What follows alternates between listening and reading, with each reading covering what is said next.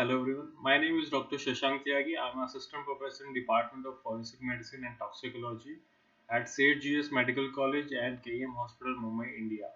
So today I am going to tell you about the medical legal death system in India. What are the different systems of legal death investigations happened in India, and what are the role of private and government funded labs for the investigation point of view.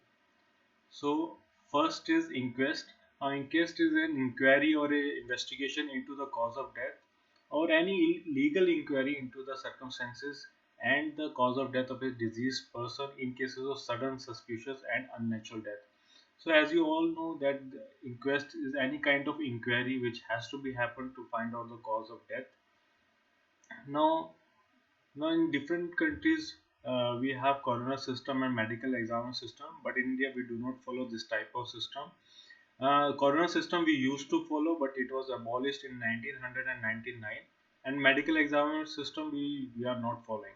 So what we follow is inquest, that is a police inquest and the magistrate inquest. Now, first is magistrate inquest. Now, magistrate inquest comes under section 176 of CRPC. Now, CRPC is Criminal Procedure Code, which is a legal system in India, which is done by the judicial magistrate as well as the executive magistrate, depending upon the circumstances. Now, what are the different circumstances in which the magistrate inquest has to be followed? Now, circumstances like death in police firing, death in mental asylum, death of a convict in a jail, police custody or interrogation, exhumation cases, or dowry deaths. Now, in India, we have many number of death which is happened due to the dowry. Now, dowry is what when a married woman died due to the continuous harassment or torture by the husband or in-laws in demand of dowry. Now, dowry could be money, jewelry, or any article which has been asked from the husband or in-laws to the married female. Now, second is police inquest. Now, police inquest comes under the 174 of CRPC, that is a Criminal Procedure Code. Now, it is usually done by the police or police officer or a charge of a police station by rank of sub inspector of police, which is known as the investigating officer. Now, what the investigating officer do? These are the cases in which he conducts the investigation. Cases like strangulation, death due to burns, medical negligence, in which we have to follow the different protocols along with the different specialists. Cases like hanging, stab injury, or especially the cases in which very common we are receiving in India is road traffic accident or the railway accidents. Now, police inquest, as I already told you, that this comes under section 174 of CRPC, that is Criminal Procedure Code. Police officer, also known as the investigating officer, and he has to visit the crime scene and he has to take the signature or the witnesses' statements of two respectable persons, which is known as the panchas. Now, these statements or all the documents has to be submitted to the autopsy surgeon, and then autopsy surgeon perform the postmortem examination. After that, cause of death certificate is issued, and which has been handed over. All the documents has been handed over to the magistrate. Now, this is a flow chart in which I have made for the presentation better understanding. Now, first is death is informed to the concerned police station by the informer. Police visited the crime scene or the scene of incident. As per the section 174 of CRPC, police do the inquest. Then police make the spot pancharama and body pancharama. That is, spot pancharama is what when the body is lying on the scene of incident, we has to make police has to note all the findings which has been present over the crime scene.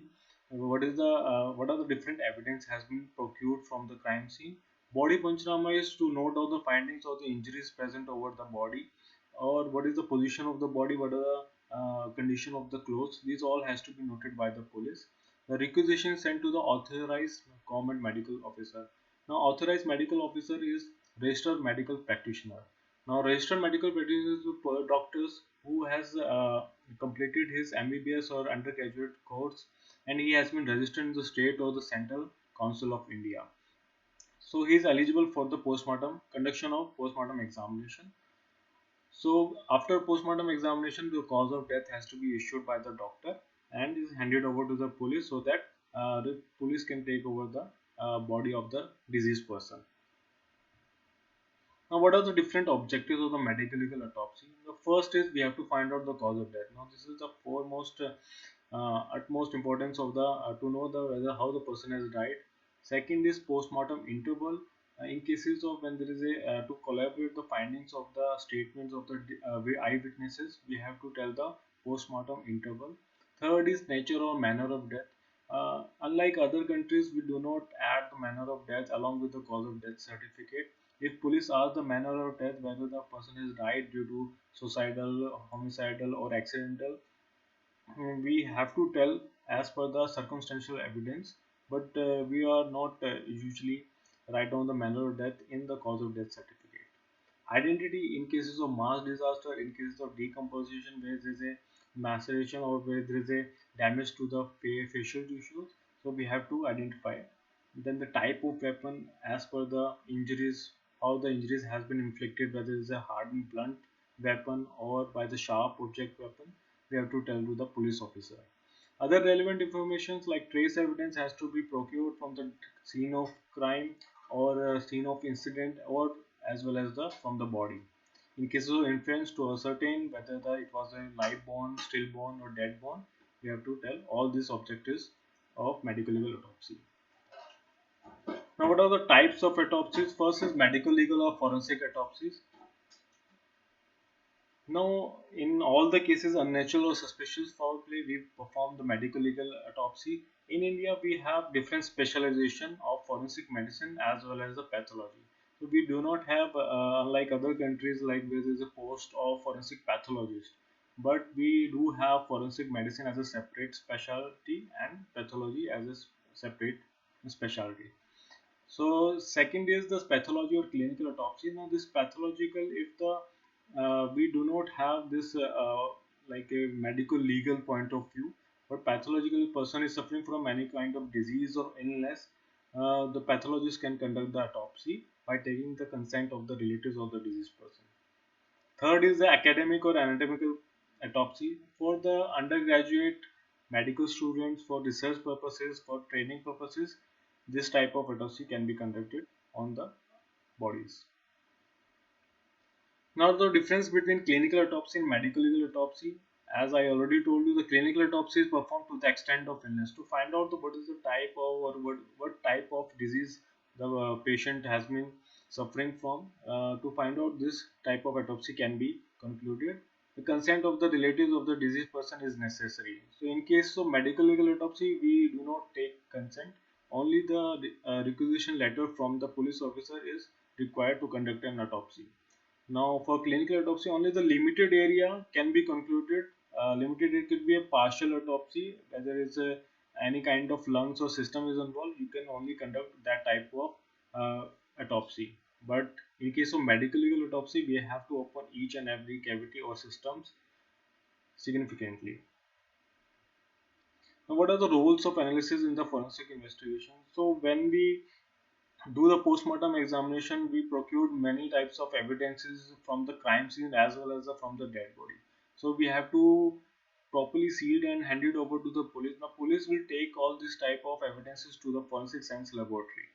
Now there are many forensic science laboratory which comes under the home department of state government. Now it is government funded laboratories. Now all these cases unnatural, whether death has occurred due to the unnatural causes like suicide, homicide, or accidental in nature, we have to take all the evidences and hand it over to the police. Now police will take over to the forensic science laboratory. Now this is supported by the government, so they can issue the analysis report, and after that only we can give the final cause of death as per the depending on the case to case scenario. For civil cases, yes, you can approach for the private laboratories. Like if you have to find out the DNA for paternity test, you can give the blood sample to the civil or private laboratories. You can give your samples to any kind of lab which deals with this type of cases, but only for the civil cases, not for the criminal cases. For criminal cases, the forensic science laboratory has to be conducted the all type of samples. So with this, I would like to stop here. I have briefly explained about the medical legal death system in India. If you have any queries or doubt, feel free to email me. I would like to thank Dr. Pradeep Vedeshwar and Dr. Sarana Singewal who helped me to make this presentation. Thank you very much for having me.